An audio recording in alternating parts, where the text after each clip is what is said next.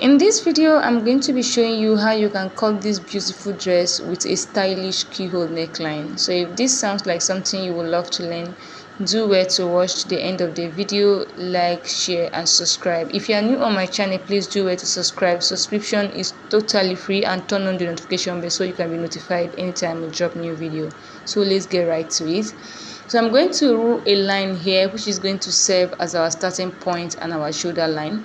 So from there, I'm going to come down to take my vertical measurement from my shoulder to my bust point, which is 10 inches. I'm going to mark that and rule a line across.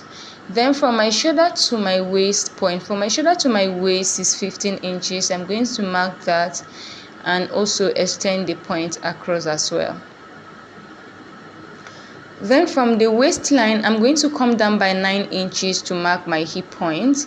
I'm going to mark that all the way to have a straight line across. I'll do well to extend the point across this way. Then for the length of this dress, I'm going to be marking 32 here. The total length is 37, but I'll be marking 32. The remaining 5 inches will be for the ruffle we have under the dress. So I'm going to be marking 32 inches for the length, and I'll go ahead and extend the point across as well. I hope you understand. If you look at the thumbnail, you can see that it has ruffle under, so the remaining 5 inches will be for the ruffle. I'll just label my line appropriately. So I'll come to the shoulder line here, divide my shoulder by 2, which is 7.5. At that point, I'll come down by 1 inch for my shoulder slope. I'll come here to mark my basic neck of 3 inches. I'll connect from the shoulder slope to that point. Then I'll come down to mark my neck depth. So I'll be marking 7 inches for the neck depth, and I'm just going to connect a V neckline from the neck width all the way to that point. The next thing is to mark our chest line. To mark your chest line, divide your bust by 6, add 1.5 inches to the measurement. I got 7. I'll extend that point across this way. So this is our chest line. On my chest line, I'm going to mark my shoulder measurement here, the 7.5 inches here, to have a straight line. I'll connect from the shoulder slope all the way to the point we just marked here. I'm going to come to this line, divide it into 2 equal halves to get the midpoint. At the midpoint, I'll go in by half an inch. I'll come to the chest line, divide my bust circumference by 4. Then I'm going to connect from here all the way to the shoulder slant to have my armhole this way. The next thing is to mark our dart. To mark your dart, you are going to divide your nipple to nipple measurement by 2. Mine is 3.5. I'll mark it on the bust line, waistline. Then from the waistline, I'm going to come down by 6 inches. This will be the length of our dart, and I'll mark the 3.5 also here at this point. I'm going to go ahead and connect these 3 points together like this. On my waistline, I'm going to be marking half an inch on both sides of our dart leg. Then from the bust line, I'm going to come down by 1 inch. I'll go ahead and connect my dart. So the next thing is to impute our round body measurements. We've already marked our bust measurement. I'll add my seam allowance. I'll come to the waist, divide my waist by 4. I'll mark it. The 1 inch for that, I'll replace it. Add my seam allowance. I'll come to the hip line, divide my hip by 4.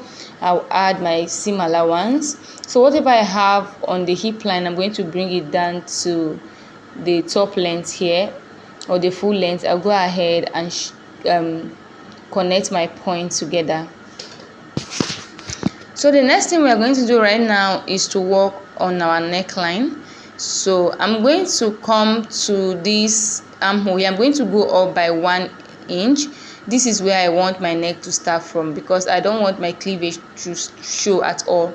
So I came up from the chest line by 1 inch. I'm just going to connect all the way to this point. So at the end, I'll just tilt it a little bit here. You see that this line is not straight at this point. Just do the same thing. Then from here on our new chest line, I'm going to come in by 1 inch.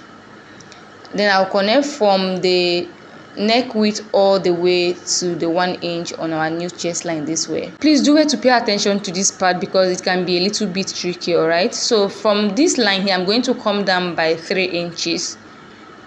I'll mark the 3 inches here. Then for our center front here, I'm going to go in by 1 inch on this our new chest line, and I'll connect from that 3 inches to this 1 inch this way. Please do well to pay attention. So you see what we have here, and this is basically it. It's looking so confusing right now. By the time we cut it out and open it, we are going to see the magic. You are going to see how it looks like. All right, so I'll just go ahead and cut it out. Please do well to pay attention to the area I'm cutting so you don't cut it wrongly. So this is it. I'll use my tape to tape it down for you guys to see. So by the time you join in, this is how it's going to look like. You can see the neckline already coming out. So we'll keep this aside so that we can draft the back pattern. For the back pattern, I've already drawn out the necessary lines, my bust line, waistline, hip line, and the full length. And I also have a zipper allowance of 1 inch. So I'm going to come to the shoulder line here, divide my shoulder by 2. At that point, I'll come down by 1 inch for my shoulder slope. I'll come here to mark my neck width of 3 inches.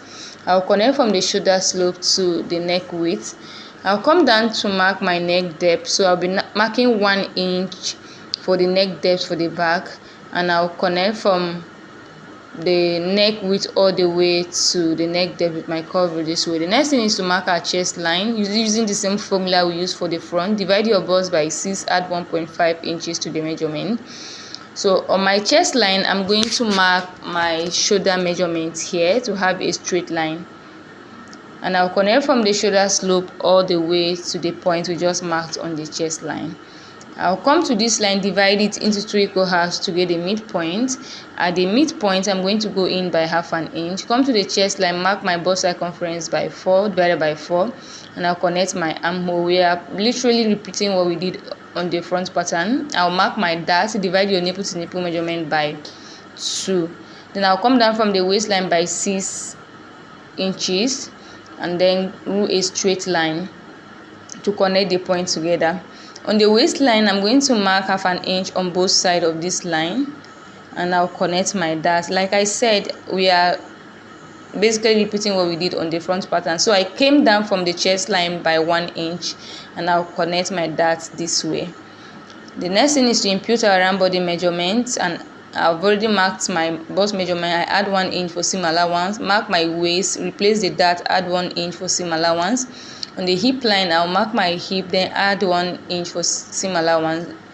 I'll bring the hip measurement to the full length and then connect. On the waistline, I'm going to mark 1/2 inch here. This will prevent our zip from bulging after sewing. So the excess that we are supposed to have here, that is what we just eliminated.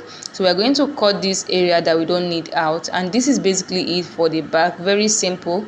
I'll just go ahead and cut it out, and this is basically it for this tutorial. If you have watched to this point and you have not yet subscribed, please do it to subscribe. Before you go, like, share, and subscribe. If you have any question, please do it to drop it in the comment section, and I will do it to reply to it. Thank you, and see you in the next video.